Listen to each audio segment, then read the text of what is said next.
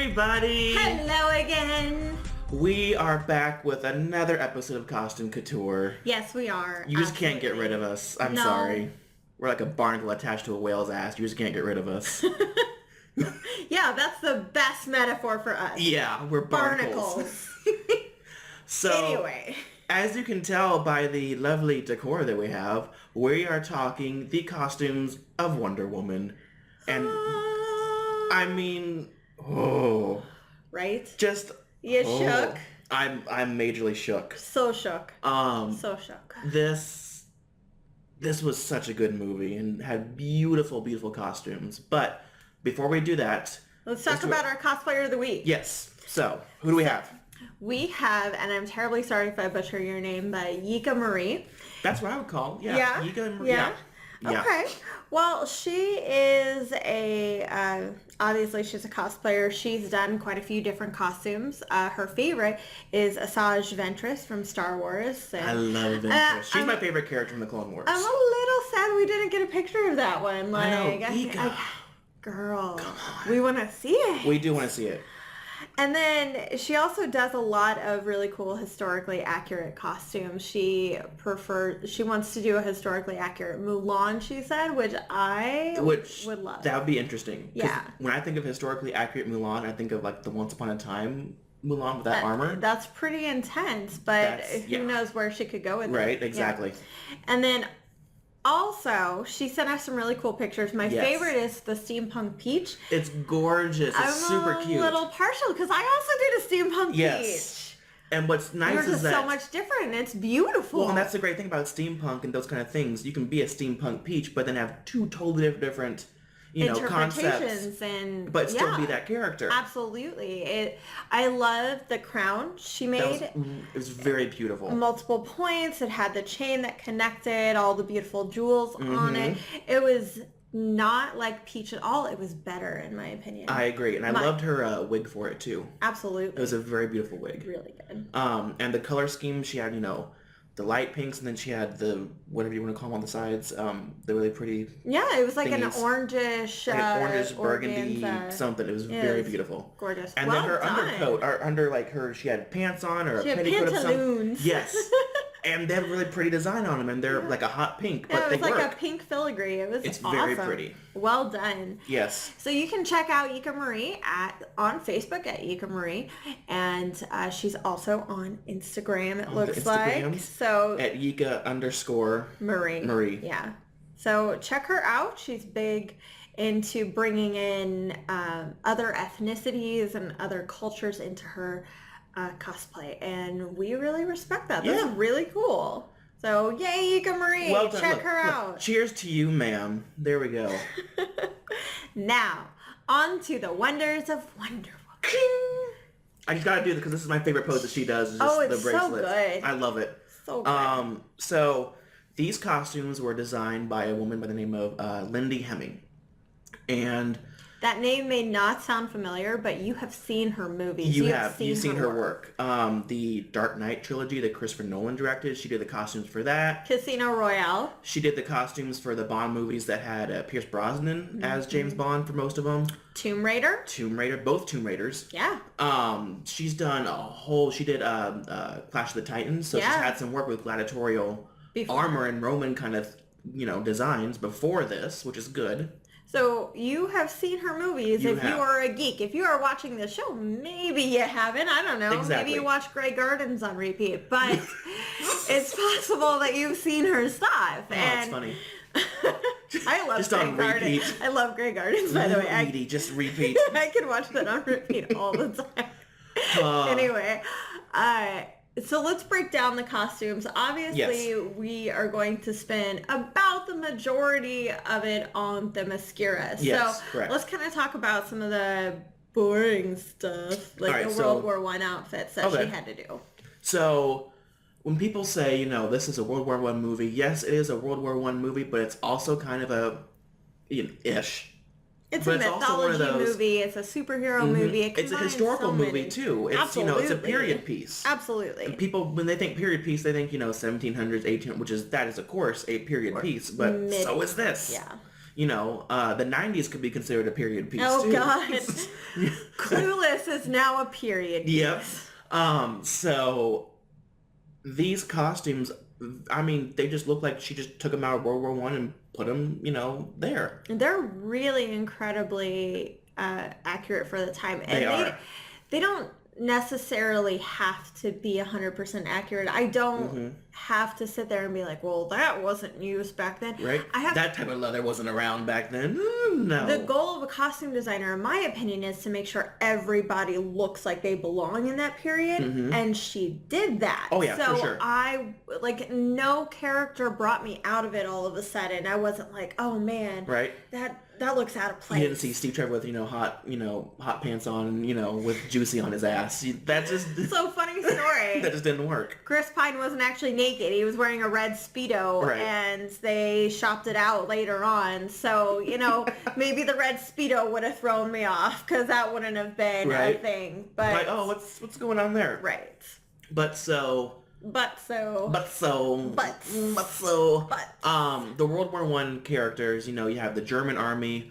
I love Ludendorff's his coat, his officer coat. It's beautiful. It's a powder blue. He's decorated. He's got the fur lining, which was really cool. It is gorgeous. You have Dr. Poison, who I don't know if her face was, CGI'd or if it was a real prosthetic. I don't know. I'm going to guess it was CGI'd. And I don't know if that was completely Lindy's work or not. That could also have crossed over. If it was a prosthetic, it definitely went to the makeup. Oh, yes. Or into some of the more fabricator stuff. So maybe Lindy, being the costume designer, worked with Patty Jenkins and sketched it out. But somebody else probably took care of that if it was real at all. But I love her scientist work outfit. It's just, a simple outfit, but it's very just plain looking, but it still looks very evil. Yes, Dr. Poison looked evil. I think that was the point. But the outfit they had her in for most of it, like you said, it had a villain look to it, but it also captured some sort of softness and femininity to it that is usually escalated when a woman is put into a position of intelligence, because she can't just wear the exact same as a normal male scientist. She has to have her boobs enhanced. Exactly. And Dr. Moreau's outfit was a feminine dress worthy of the time, but it also was a workable dress. She could perform her duties as a chemist in that, and it wasn't like boobs galore. Right. So she gets, I think, one other outfit. It has a little hat. She has a coat and everything. That's towards the end battle. Absolutely. Nothing really, to say about that. It looked cute, but, whatever. Sure. But Dr. Moreau, other than her chemist outfit, is really unremarkable, to be honest. I agree. And I think that's the point of hers. You're not supposed to think of her as a sexualized being. Yeah, she wasn't a beauty. She wasn't, she was. But she also wasn't ugly. She was a chemist, and you were supposed to think she was a chemist, and the outfit played to that. Yes. So let's talk about Chris Pine and the boys. And the boys. So Chris Pine, he essentially gets, 2 or 3 outfits throughout this whole entire thing? Yeah, I mean, he starts in the German outfit, in the German uniform, and for the most part, he sticks with that. He has a really nice trench coat you can see kind of here, and he's all in tans and neutral colors, and, that's a lot to do with the scenery of war. They want to blend in. Correct. They don't want to stand out so they're shot. Exactly. I mean, I loved his coat, his hat. Our friend... The hat was adorable. Yes, our friend Alexis and her boyfriend, she does Wonder Woman, and she has convinced him to do Steve Trevor. Yes. And they look great. He looks like Steve Trevor. He does. She did a lot of work, researching, back in the time what that stuff was. Absolutely. And Steve Trevor, it's actually an easy costume to do if people want to cosplay it. It's not super hard. It's not super difficult to wear either. No, it's very comfy. You can find all the pieces in about 30 minutes on Amazon, and if you have Prime, you get it shipped in a couple days, and it's there. It's done. You guys are good. Exactly. Steve, but his outfit, it's, brown leather. It's very, he doesn't have a soldier's outfit. No. He doesn't, unless he's, in disguise as a soldier. Right. He never has a soldier's outfit. He has a spy outfit, which is what he is. Yeah, when he's in spy mode, he has that. And otherwise, he's in normal, casual gentleman clothes of the time for London. Mm-hmm. Did it bother you he didn't have a British accent? No, because he said he was an American spy. So, no. I mean, I don't think Steve Trevor ever really had a British accent, no, did he was always American. Right, because I know, Nathan Fillion played him. I don't think Nathan Fillion played with a British accent. He did not. Just curious. No, I mean, meh. His home base, though, was in London. He was working with British soldiers and British intelligence. So, you could easily pick up an accent with being there, but I'm kind of glad he didn't. Yeah, I am too. I like Chris Pine's voice. Yes, he has a very nice voice. So some of the comrades that go with Diana and Sammy, Charlie, and Chief. Yes. So what do you want to talk about first? Well, let's talk about Sammy. All right. So Sammy, when he's first introduced, he is in a bar. Yes, and he's wearing a really lovely suit, and he kind of reminds me of Sammy Davis Jr. at that point, which I think is what he was channeling.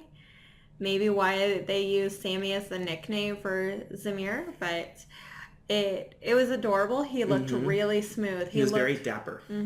He was more polished compared to the rest of the people in the bar. Correct. And for me, that was all part of his hustle. Yeah, I agree.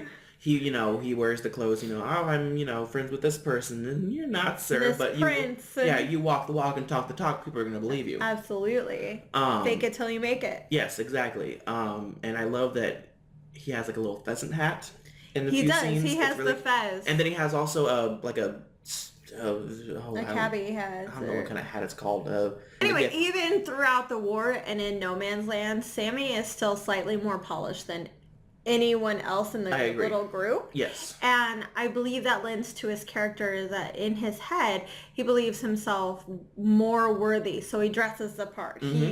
He's just as equally poor and I guess down on his luck or searching for work as Charlie and Steve, but he's trying to present a different image to the world. Right. And I can respect that. I mean, I'm a cosplayer. I try to present different images all the time. Yes, and he kind of brings, like I said with the fez hat, he kind of brings an aesthetic of his home country with him. Absolutely. So Charlie also brings a little bit of his home country with him because he wears a kilt. Yes, he does. So he's really cool. He is. He's the kind of crazy, kooky member of the group because everyone has to have one. Absolutely. I'm the member of our group that's crazy and kooky.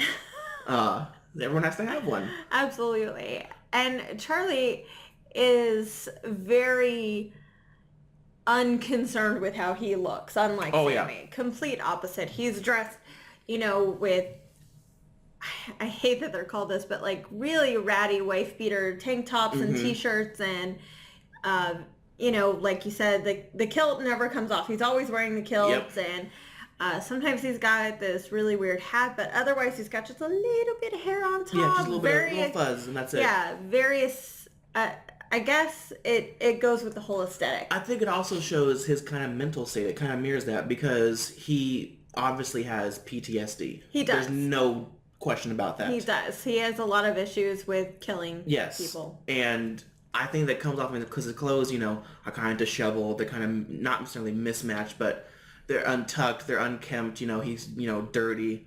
You can tell he's a man that doesn't look like he has anything going on in his head, but that's all he has is a million different things, and most of them are guilt and fear. Yes. So he doesn't care about what he looks like. Right. And he is not at all, thrown off by Diana's beauty, unlike Samir, I mean, Chief isn't thrown off, but he recognizes it. Yes, Samir just, Sammy loves her, and I love his scenes with her when he says all this stuff. The frightened and aroused, funny. Yes, I am both frightened and aroused. I'm like, oh, me too. Me too. Yeah. So, and I love the fact that when he goes to the campfire, he just lifts up his kilt and he fans himself. Oh my god, do you know how many times I've done that with a skirt? I do not know. How many times? I mean, throughout Girl Scouts is a lot. Oh, just going to the campfire. But now as a cosplayer, even more. Yeah. Even with a fire or a fan, because usually I'm either hot or cold in cosplay, and so let me cool myself. Yes, it's intense. Yeah. And then we have the Chief. Chief is great. He's a lot of fun. He has traditional Native American attire. Mixed with some, I guess, British attire too. Yeah, British Army attire, something along those lines. He's a nomad. He's not just Blackfoot anymore. He belongs to the world at this point. He goes where there is a job, where there is money, because he doesn't feel as welcome as he once did in America. So he's taken a little bit of everywhere he's gone, and you can see that in his outfit. There's not more than one thing that states where he's from. But I do love around his chest, he has a lot of emblems that are very Native American. A lot of beads. A lot of beads. Nice. And correct me if I'm wrong, I'm pretty sure the person who played him is of Native American descent. Yeah. I thought so. I wanted to be sure, but and that's also what I love too. They didn't just put a white guy in there and called him Chief. No, it's actually someone with Native American blood in them. People on the internet, as awful as they are, they were saying that that role is a little stereotypical, a little racist, and I don't think so. We all come from a different background. We're all a stereotype at one point or another, and stereotypes are somehow based in truth and then used as insults to people, but that's not what this was. This man is not a Native American chief. He is a chief to his friends. They nicknamed him the Chief because he was someone that they went to. Right. He was someone that gave it was a term of endearment that he enjoyed himself and let continue. Exactly. He even spoke Blackfoot to Diana, as brief as it was. He did, and she spoke it right back to him, which was amazing. So cool. He was kind of shocked at that too, because his face, he's like, oh. Well, okay. And I believe that's when he had this huge respect for I agree. Diana. All right, so we talked about the Rat Pack. Let's talk about real quick. I like that. The Rat Pack. Yeah. So we talked about them. Let's talk about Miss Etta Candy. And cute. And the shop scene. So cute. Because unfortunately we didn't get to talk to her on the Heroes Podcast Network episode of it. No. But Etta Candy. I love her. Okay, love her so much. Actress Lucy Davis played Etta Candy to the nines. That was a role that easily could have been filled by any white woman whatsoever, and could have just fallen, or just taken out completely. Yeah, it could have just fallen on deaf ears, but it didn't. She took her 10 minutes on screen, and she stole those moments. Oh, I agree. Some of those moments are some of the best moments that not including Wonder Woman's moments, second moments would be her moments. But the two of them together played off really well, so funny. Too. Because, the one scene where, what is it, Wonder Woman saying, with the corset, she says, is this what passes for armor here? Yeah. And she goes, well, no, it's to keep our tummies in. Why would you want to keep your tummies in? Well, only someone with no tummy would say that. Absolutely. And that's how I think, too. I'm like, well, only someone that's super skinny would say that crap. Damn it. So her outfits were whimsical and cute. It's very secretarial. It's very, So she's professional, but she's still wearing brighter colors like pinks and purples. She is not cute. Blending into the taupes and mauves and the grim London scenery. Yeah. She's adorable, and another reason why I kind of want a Wonder Woman 2 to take place in World War II is so that she can come back. That's true. Etta Candy would be the one reason I would want to see something in the same... In the kind of... Period? Yeah, in the... To be honest, because it's a shame to see her only once and then gone. Yeah, I loved her. She's... Really well funny done. As hell. That and she was cute, scene too. Was adorable. And so let's talk about Wonder Woman's dresses that she kind of tries on. She tries on a big, fruffly purple dress at first, which I hated. Oh, God. Love the color, but I hated the dress. If it's possible to make Gal Gadot frumpy, you did it. That's the way. Yeah, you did and which they were supposed to do, so well done to them. And then she tries on... that really tight thing that she rips. Yes. And you don't see all of it because you just see the skirt and they just rip, and then Etta goes, oh! Oh, no. And then there's another one where she said, what, the collar's choking me or whatever? Yeah. And so she has all, but then she ends up with one other outfit. It's a beautiful kind of, brown coat. It's a suit. It's a feminine suit. And she has a bowler hat. So adorable. And then they decide to give her specs because that's what disguises superheroes. Right. That's a little homage to Superman, which I like. That was But that I was love funny. that Etta called him out on it, and so, all of a sudden she's not the most beautiful woman that you've ever seen. Right. So it's ridiculous. I've always hated the stereotype that you put glasses on a woman or a man and all of a sudden they're ugly, like, right? or they're much more Or they're a attractive different without person. them. Like, what? Well, okay, so I have a funny story about that. Here we go. So everybody jokes that why can't people see behind Superman's glasses when he's Clark Kent? Well, not Clark Kent. Henry Cavill wore a Superman shirt and walked through Times Square. I remember that. And didn't get one person to recognize him. So it's totally possible for people to have face blindness and not care with and without the glasses. That is true. I will give you that. But it's just funny that, she called him out on it. Like, Absolutely. That was a little fan service. We get that. Absolutely. And then one person we haven't talked about yet is the big bad. Well, not big bad. One-third of a big bad. So, spoilers, Sir Patrick Morgan, played by Remus Lupin.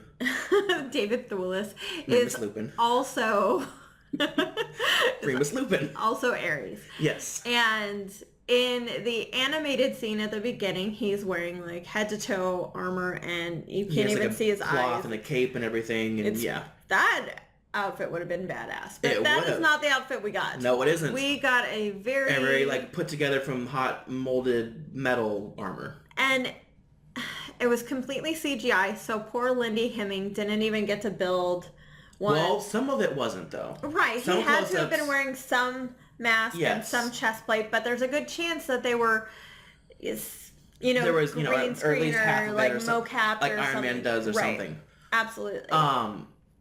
So, how do you feel about that overall look at the very end when Ares changes, I guess, from Sir Patrick Morgan to the Ares look? He doesn't change. He just puts on hot melted metal and calls it a day. Right. He's still, underneath, he is still a 50, 60-year-old man. With a weird mustache.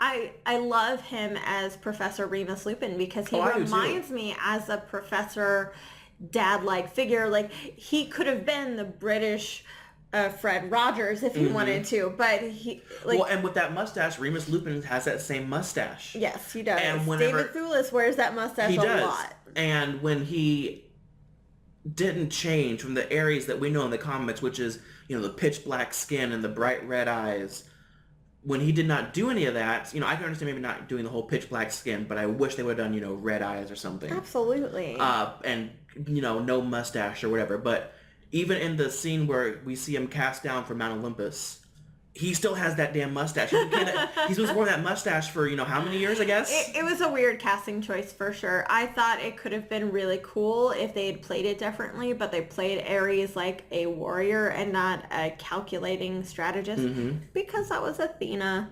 Right. And I get it. It's just poor casting. Well, when I originally heard the casting choice, I don't know about you, but I thought that he was maybe going to be voicing him and the whole character was going to be CGI mocap. Yeah.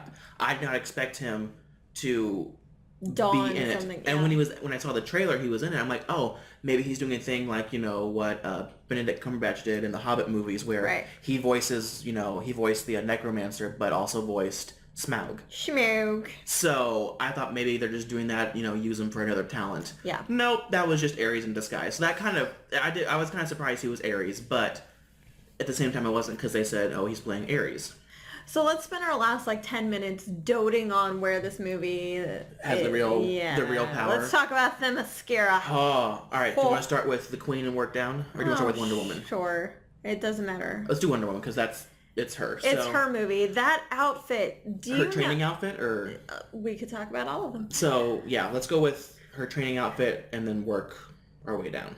So I love her outfit. This is probably my favorite costume throughout the whole movie because of how unique it is compared to the other Amazons. However, it still blends in really well. She doesn't look out of place. No.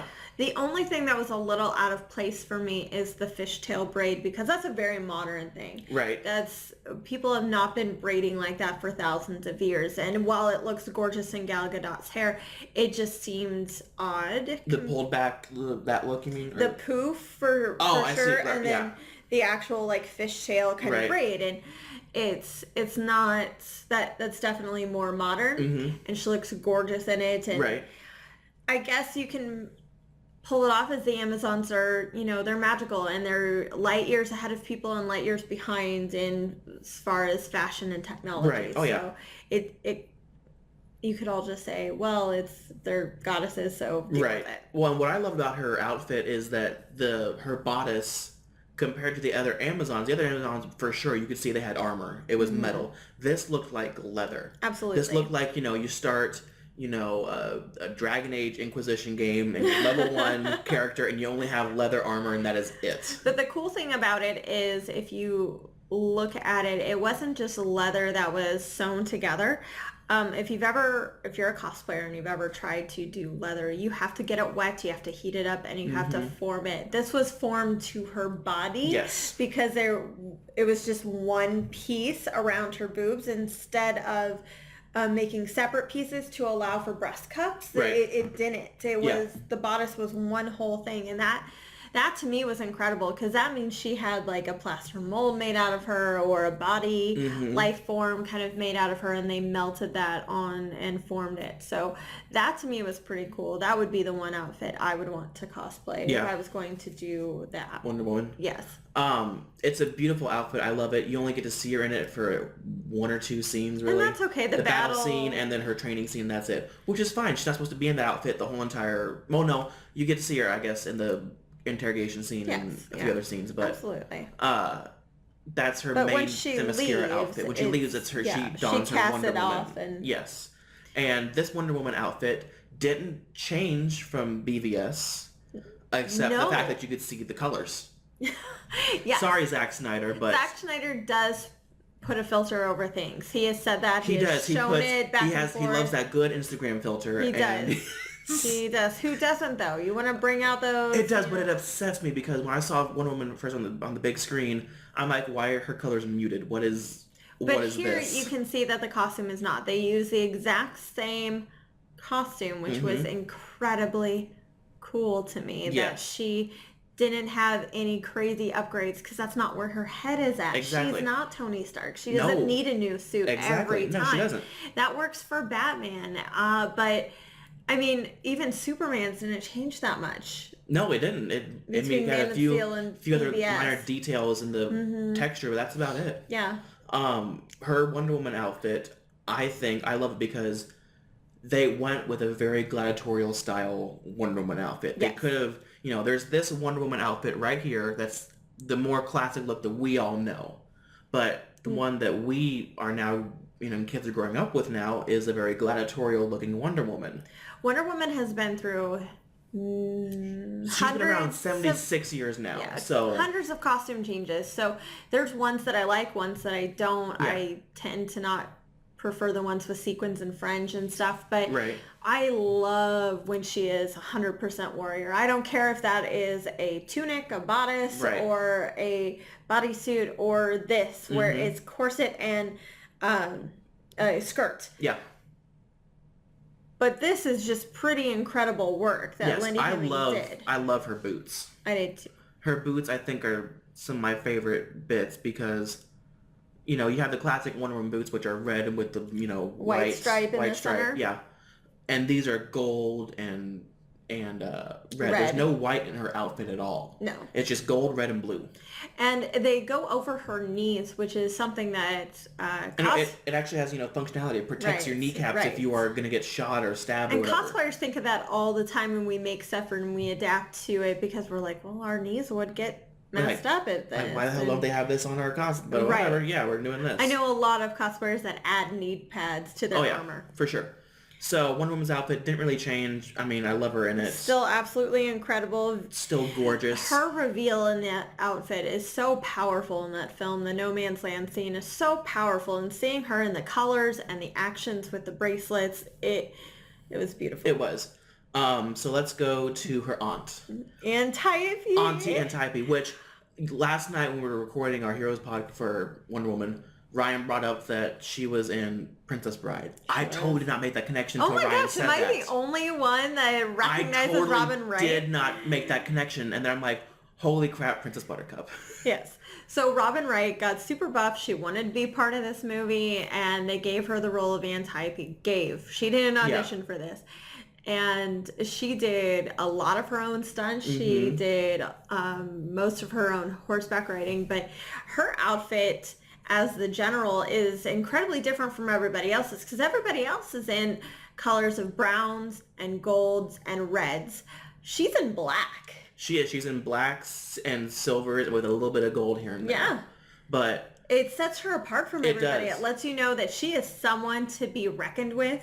She is in charge, that she is just a force. Yes, she's a force of nature, and she's not to be messed with. Absolutely. And I love that her, tiara, her crown, ends up being Wonder Woman's. That's how she gets it. It's hers, which is a really kind of beautiful thing, I think. I completely agree. I think it's absolutely But I love it. I love that she has, I like that she does have her hair in a long braid. Because if it was all in her face, I think that would, mess with her fighting style. It works for Queen Hippolyta because she doesn't do that much fighting. Not only is she a fantastic warrior, but she also has a civilization to run as well. Correct. And those duties, as the years go by, become more and more of her lifestyle and less of the fighting. But, that's also something that a lot of female horseback riders do. They braid their hair. Female bikers, they will braid their hair. Yes. It gets it out of the way. And a braid keeps things from getting tangled so you can still manage the hair. It's incredibly smart. It makes sense that braids would go back all the way thousands of years. So Antiope looks very classic Greek with a badass twist. She does, and I love her accent for it. I love that every single Amazon has an accent. Like, it's not just Gal, so, because some movies will be, the main character will have an accent, but everyone surrounding them, no, they don't. Beauty and the Beast, I'm looking at you. Yeah. So... Why are British people in France? She does. She has a very beautiful outfit. Her crown, I like that it's a black molding with the gold. Absolutely. It sets really her cool. apart.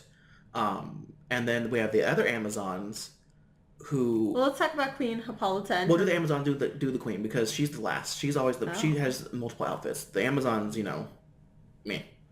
Every single outfit was individually tailored to the Amazon. Yes.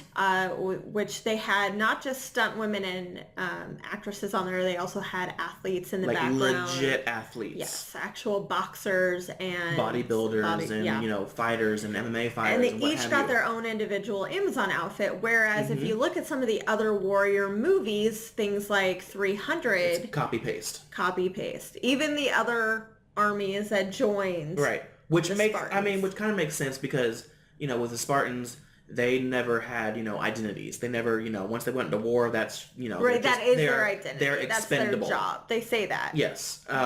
With the Amazons, it shows who they are. This is their everyday outfit. It's not just let's go work out. Exactly. This is their let's bake bread. Let's read a book. You have teachers. You have warriors, senators. You have the Queen's Guard. You have all these people, and they all look so different, but you can tell they all come from this society. Right. You can all tell that they are heavily influenced by the gods before them. But everything was individualized, and that's what I love, because it could have been a huge eyesore to just see everybody in a group shot, and then you're like, well, those two are wearing the same thing. I would have immediately thought that it was something like The Hobbit, where in post they copied and literally pasted. Which in The Hobbit they did. Lord of the Rings they did not. Everybody was an extra. Yep. I like that every single person was an extra. Some of them were even featured extras. You had women of color there. You had just every single person there. Women of different sizes. There were very tall, very short women. Bulky, there were stockier and more leaner, petite. So it definitely reflected a very diversified society. Which I love. So well done to casting Lindy and Patty for that. So we can't forget about obviously Queen Hippolyta. She has some beautiful outfits. She's mostly decked out in gold. Yeah. Golds and a little bit of brown, but golds and whites are her primary colors. There's a scene, I'm pretty sure it's after the interrogation of Steve Trevor, when she's walking out, she turns Diana and she has her bodice on, but in the center's cutout is the eagle. Yes, I saw You that. saw that? It Okay, was good. great. I'm like, oh, that's so interesting. And a lot of other Amazons also have an eagles of some Hmm. kind on their person, whether it be a shield or, Right. breastplate, whatever Which it makes is. sense that the most revered outfit would also have one, Mm-hmm. which is Wonder Woman's Yes. later on. Uh, I mean, I loved it. I love all of her outfits. I love she has a big My old gold cape and the Yeah, that's fur. my favorite is the Yeah. cape and the fur to it. That I thought was absolutely beautiful. It was very regal. It sets her apart. Mm-hmm. It matched with the senators to a certain degree. It does. Like you could tell that, well, The the political government are a outfits. little bit more formal. Correct. Yes. But she also went into battle in this outfit too. Yeah. So this is still fully functional to kick ass. Mm-hmm. She has and like it is kick ass because she has slits down the sides Hmm. and she has, these gold, plates basically down the front, and then she can move her legs. She can kick Absolutely. someone. She wears the same kind of boots as Diana does, and Absolutely. she's, very warrior like, but she's also very regal. Now, we didn't talk about Wonder Woman's blue dress. There's a Oh, her one, yeah. So she steals that blue dress Which from is so funny. I I love that she that. looks her up and she sizes her up and she goes, all right, I can Stands fit into next this. to her. Yep. Yeah, I loved that. That was Yes. great. Now, this is getting a lot of crap from guys, particularly With the sword on the in internet. the butt. Yeah, I've seen that's that. Yeah. not how it goes. And a lot of people are like, that's not practical. That's not possible. Well, multiple cosplayers have put on dresses that aren't the exact same, but just over the shoulder, one Mhm. shoulder, flowy stuff. They put a sword down their back and they bring it back up, and not once is it in their butt cheeks. Not once. I will say. But all the cosplayers say they were able to dance Mhm. and they were able to remove and place the sword Yes. back. So, guys, don't test us. We know what we're talking And about. it's a very beautiful dress. The whole scene, that party scene, everyone's kind of decked out in more regal outfits than what they were. Mm-hmm. She does have, and that blue is beautiful on her skin tone, and I love it. And 2 to 3 days after we recorded our Her Universe episode, they came out with Wonder Woman costumes and outfits, and jackets one of them and, was it was a blue tank top with a gold sword down the middle. I haven't seen that. It was so cool. Okay, I almost bought that one, but they didn't have my size in stock. Womp womp. I know. The one thing that I do not believe with that dress is when she's, riding and everything. She's riding off, and she has her full armor underneath that. And she just tears off the dress and she has her armor underneath that. That I do not believe could happen with that dress. I don't think that it was possible to have everything. Clearly the dress could have concealed it, but I'm pretty sure you would have seen something poke through. Right, or So the that lining of something. I will completely agree with you on. Right. That was a change. She had already changed into Right, the and costume she and just tore off the dress, which, yeah. I mean, it's a quick scene, so you don't really think anything of it, but I'm like, I don't think wait a that minute. it matters. The practicality, It in doesn't. my opinion, doesn't matter more than the statement. right, and it does, and our friend Amber actually brought that up because she goes, I don't think that could have been possible, and I'm thinking back, I'm like, yeah, I don't think it could have been either, But it's okay. Yeah, it's fine. So overall, what would you say about the costumes? I loved it. I mean, they fit in every single place that they went to. Themyscira, London, No Man's Land, everywhere they went to had those costumes. Things did. Had a certain, look. You're not going to see... The ones that stood out were supposed to. Yes. And the ones that blended in were supposed to. Mm-hmm. But it still caught your eye. Absolutely. Especially they're releasing a lot of behind the scenes pictures that a lot of the extras took, and you see all their detail, and you see how different they really do look. And then you find out that Gal Gadot was actually pregnant during reshoots. So they made her a special Wonder Woman outfit to accommodate she was her 5 months growing pregnant, and stomach. it was during the scene where she is running across the trenches and deflecting the bullets, and they had like a green kind of little tarp over her it was stomach. like tape or something. It was... And to CGI it, later on, yeah. And they were afraid they couldn't do it at first. But what a creative way. So many times they push reshoots until after the actress has had her baby, or they just recast or delete the scene. Mm-hmm. They're like, well, we're just not going to deal with you being pregnant. Right. And she was, 5 months pregnant in February weather in London, so it was still bitter cold. Running like crazy in a corset and a tiny, tiny, tiny skirt. That is a tiny skirt. It is. And I love the fact that, you know, her daughter, because she ended up having a daughter, was in Wonder Woman with her. That's really special. That's really cool. So cool. I do love that. I do have a question for Wonder Woman cosplayers that do this version. So Alexis in particular, what underwear are you wearing? What are you doing under there? I'm very curious. You can message that privately and not put it in the YouTube comments. Or you can. Who cares? That's your prerogative.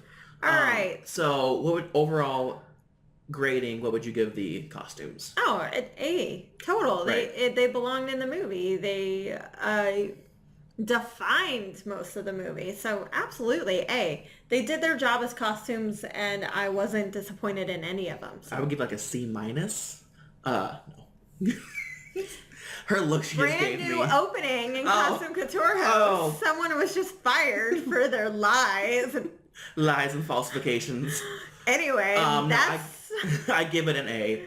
These costumes were beautiful. I cannot wait. Hopefully that Lindy Hemming will come back and do Wonder Woman 2, whatever time period that is in. Absolutely. I loved it. So let's plug some stuff real quick. What are we plugging? So you guys can find us obviously on the Heroes Podcast Network. That's where we are. You can check out our two other shows, Screen Heroes, which is both video and podcast, and Gamer Heroes, which is podcast. And they have streaming every once in a while of video games, of course. The Vidget games. Vidget games. And then, if you want to be Cosplayer of the Week, if you want to get a little shout out at the beginning of your very own episode, feel free to go to Heroes Podcasts with an S at the end.com to Cosplayer submission form. We take all kinds of cosplayers. Please include stuff like pronunciations. That really helps. And photo credits and professional or con floor photos only. Please no selfies. Yes. As much as we like the selfies, they're cute. We can't really, They just go in our DMs and we keep them for our own reasons. We can't see the full costume, so show us your work. We want to hear from all of you. And again, where can they find you? I am Ray of the Super Sirens Cosplay. And I am Ian of House of Turner Cosplay. That is our episode. And we will see you guys later. Bye. Bye.